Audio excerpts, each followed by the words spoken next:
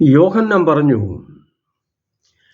എന്നെക്കാൾ ശക്തനായ ഒരുവൻ വരുന്നു, അവൻ്റെ ചെരുപ്പിൻ്റെ കെട്ടഴിക്കാൻ പോലും ഞാൻ യോഗ്യനല്ല.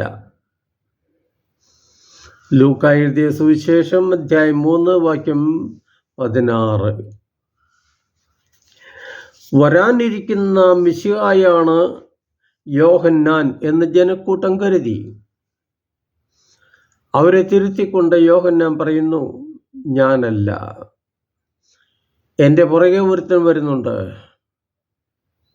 എനിക്ക് ശേഷം വരുന്ന അവൻ എന്നെക്കാൾ വലിയവനാണ്, അവൻ്റെ ചെരുപ്പിൻ്റെ കെട്ടഴിക്കാൻ പോലും ഞാൻ യോഗ്യനല്ല. യോഹന്നാൻ്റെ ദൗത്യം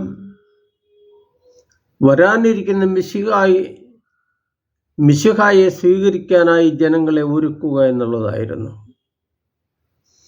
ആധ്യാത്മികവും സാമൂഹികവുമായ പല പരിവർത്തനങ്ങളുടെ ഉപദേശങ്ങൾ നൽകിക്കൊണ്ട്, പശ്ചാത്താപത്തിൻ്റെ മാമോദിസ നൽകിക്കൊണ്ട് യോഹന്നാൻ തൻ്റെ ദൗത്യം പൂർത്തിയാക്കുകയാണ്. അപ്പോഴാണ് ജനങ്ങൾക്കൊരു സംശയം, ഇവൻ തന്നെയാണോ മിശിഹ?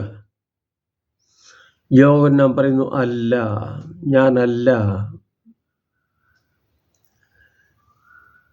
ജനങ്ങളുടെ കയ്യടി കേൾക്കുമ്പോൾ സ്വയം മറന്ന് തന്നെക്കാൾ വലിയവനാണ് താൻ എന്ന് കരുതുന്ന ചിലരുണ്ട്.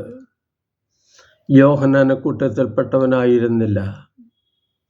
യോഹന്നാൻ പിന്നീട് തൻ്റെ ശിഷ്യരോട് പറയുന്നുണ്ട്, അവൻ വളരണം, ഞാൻ കുറയണം.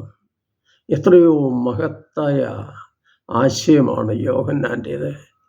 നമ്മളുടെ ജീവിതത്തിലും ഇങ്ങനെയൊക്കെ ഉണ്ടെങ്കിലല്ലേ നമ്മളും മഹത്തുക്കളാകൂ.